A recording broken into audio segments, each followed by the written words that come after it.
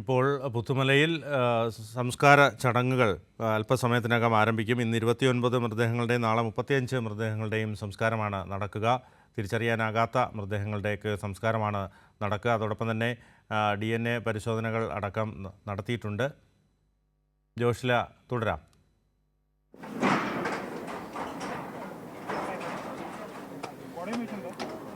ഞാൻ നേരത്തെ പറഞ്ഞതുപോലെ തന്നെ ഈ ബന്ധുക്കളെല്ലാം തന്നെ മാനസികമായി പക്വതയിലേക്ക് കൊണ്ടുവരേണ്ടതുണ്ട്, യാഥാർത്ഥ്യത്തോട് പൊരുത്തപ്പെടേണ്ടതുണ്ട്. അവർ നേരത്തെ തന്നെ ഈ മൃതശരീരങ്ങൾ തിരിച്ചറിയാൻ വേണ്ടി അവർ മാനസികമായ ഒരു മുന്നൊരുക്കം നടത്തിയതിനു ശേഷമാണ് മൃതശരീരങ്ങൾ സന്ദർശിച്ചത് പോലും. അതിൽ തിരിച്ചറിയപ്പെടാത്ത മൃതദേഹങ്ങളുള്ളവർ പോലും ബന്ധുക്കൾ എവിടെയെങ്കിലും ഉണ്ട് എന്ന് പ്രതീക്ഷിക്കുന്നവർ കൂടിയായിരിക്കും. അവർ ഈ ഒരു മാനസികാവസ്ഥയിലേക്ക് എത്തിക്കണമെങ്കിൽ കൗൺസിലിംഗ് നടത്തേണ്ടതുണ്ട്. ആ ഒരു കൗൺസിലിംഗ് എന്ന് പറയുന്നത് കുറച്ച് കാലയളവ് എടുത്താൽ മാത്രമേ നടപ്പിലാവുകയുള്ളൂ. കാരണം അത്രയേറെ ബന്ധുക്കൾ, ഒരു വീട്ടിൽ നിന്നും 4, 5 പേർ, 11 പേർ വരെ നഷ്ടപ്പെട്ട കുടുംബങ്ങളുണ്ട്. ഇവരൊക്കെ ഈ ഒരു മൃതദേഹങ്ങളുടെ അല്ലെങ്കിൽ മൃതശരീരങ്ങൾ ഇവരുടെയൊക്കെ ആണോ എന്ന് തിരിച്ചറിയണമെങ്കിൽ അവർക്ക് കുറച്ചുകൂടി മാനസികമായി പക്വത വരേണ്ടതുണ്ട് എന്നുള്ളത് കൊണ്ട് തന്നെയാണ് ഇത്തരത്തിലൊരു തീരുമാനം. അത്രയേറെ സമയത്ത് ഈ മൃതശരീരങ്ങളൊന്നും തന്നെ സൂക്ഷിച്ചു വെക്കാൻ സാധ്യമല്ല. പോസ്റ്റ്മോർട്ടത്തിന് ശേഷം 72 മണിക്കൂറിനകം പോസ്റ്റ്മോർട്ടം നടത്തേണ്ടതുണ്ട്. ഇൻക്വസ്റ്റ് നടപടികൾ പൂർത്തിയാക്കിയാൽ 72 മണിക്കൂറിനകം സംസ്കരിക്കണം എന്നുള്ളതാണ് നിയമം. അതുകൊണ്ട് തന്നെയാണ് ഇത്തരത്തിൽ DNA സാമ്പിൾ ശേഖരിച്ചുകൊണ്ടും പല്ലുകളുമായി ബന്ധപ്പെട്ട വിവരങ്ങൾ ശേഖരിച്ചുകൊണ്ടും ആഭരണം ഉൾപ്പെടെയുള്ള വസ്തുക്കളുടെ ഫോട്ടോ എടുത്ത് സൂക്ഷിച്ചുകൊണ്ടും ഒക്കെ തന്നെ മൃതദേഹങ്ങൾ സംസ്കരിക്കാനുള്ള ഒരു നിലപാടിലേക്ക് അധികൃതർ എത്തിച്ചേർന്നിട്ടുള്ളത്. പുത്തുമല ദുരന്തത്തെ തുടർന്ന് ഇതിൻ്റെ മറ്റൊരു വശത്താണ് അത്തരത്തിൽ ഇതേ രീതിയിൽ തന്നെ നേരത്തെ സംസ്കാര ചടങ്ങുകളൊക്കെ നടന്നത്. അതിൻ്റെ മറ്റൊരു ഭാഗത്താണ് ഇപ്പോൾ സംസ്കരിക്കുന്നത്. ഹാരിസൺസ് മലയാളത്തിൻ്റെ ഭൂമിയിൽ ഇപ്പോൾ 64 സെൻറ്റ് ഭൂമിയിലാണ് ഈ കുഴികൾ എടുത്തിരിക്കുന്നത്. മണ്ണിട്ട് മൂടുകയായിരിക്കും ചെയ്യുക. ചില മൃതശരീരങ്ങൾ മാത്രം കത്തിക്കും അല്ലെങ്കിൽ സംസ്കരിക്കുന്നത് ചടങ്ങുകളനുസരിച്ച് സംസ്കരിക്കും എന്നുള്ളതാണ് അറിയാൻ സാധിച്ചിട്ടുള്ളത്. അതേസമയം തന്നെ സർവ്വമത പ്രാർത്ഥനയോടുകൂടിയ ചടങ്ങുകൾ നടക്കുക എന്നുള്ളതാണ് അറിയാൻ കഴിഞ്ഞിട്ടുള്ളത്. ഇതൊക്കെ തന്നെ അല്പസമയത്തിനകം തന്നെ നടക്കും എന്നുള്ളതാണ്. മാത്രമല്ല മഴ ഒരു പ്രതിസന്ധിയായി വരാനുള്ള സാധ്യതയുണ്ട്. കാലാവസ്ഥ ഇതുവരെ അനുകൂലമായ ഒരു കാലാവസ്ഥയായിരുന്നു. ഇന്ന് പകൽ അല്പനേരം വെയിൽ ലഭിക്കുന്ന ഒരു അവസ്ഥയിലേക്ക് പോയിട്ടുണ്ട്. മഴ അല്പനേരം പിന്നോട്ട് പോയിട്ടുണ്ട് എന്നുള്ളത് തന്നെ വളരെ ആശ്വാസകരമായ കാര്യമാണ്. എന്നാൽ രാത്രിയോടടുക്കുന്തോറും മഴ വരാനുള്ള സാധ്യതയുണ്ട്.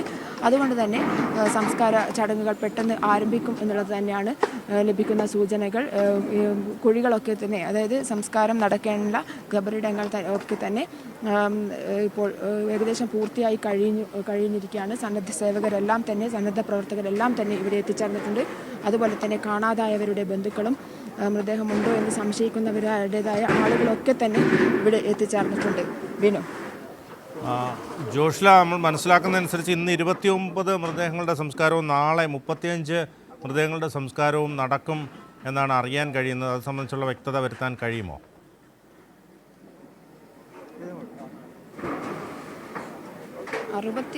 മൃതദേഹങ്ങൾ തിരിച്ചറിയാതെ പോയിട്ടുണ്ട്. ഇതിൽ പരമാവധി മൃതദേഹങ്ങൾ ഇന്ന് തന്നെ സംസ്കരിക്കും എന്നുള്ള വിവരങ്ങളാണ് ഇവിടെ ലഭ്യമാകുന്നത്.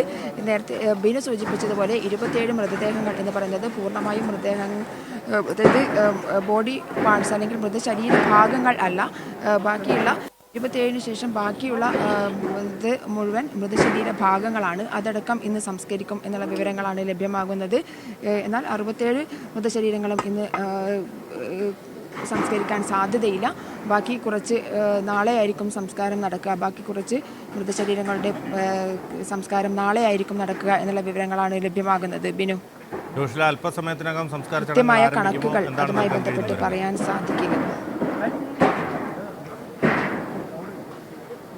അല്പസമയത്തിനകം സംസ്കാര ചടങ്ങുകൾ ആരംഭിക്കും. കാരണം ഞാൻ നേരത്തെ സൂചിപ്പിച്ചതുപോലെ തന്നെ മഴ വലിയൊരു പ്രതിസന്ധിയാവാൻ സാധ്യതയുണ്ട്. കാലാവസ്ഥ ഇതുവരെ അനുകൂലമായിരുന്നു.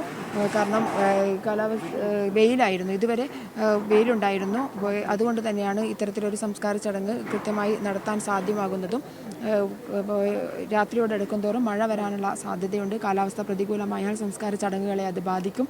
മാത്രമല്ല ഈ ഒരു കുഴി എടുത്തതിനെ പോലും അത് ബാധിക്കാനുള്ള സാധ്യതയുണ്ട്. അതുകൊണ്ട് പരമാവധി വേഗത്തിൽ തന്നെ സംസ്കാര ചടങ്ങുകൾ ആരംഭിക്കാൻ സാധ്യതയുണ്ട് എന്നുള്ളതാണ് മനസ്സിലാക്കുന്നത്. ബിനു, അവിടെ ഇപ്പോൾ ആരൊക്കെയാണ് എത്തിച്ചേർന്നിരിക്കുന്നത്? ആരുടെയൊക്കെ നേതൃത്വത്തിലാകും ഈ ചടങ്ങുകൾ നടക്കുക?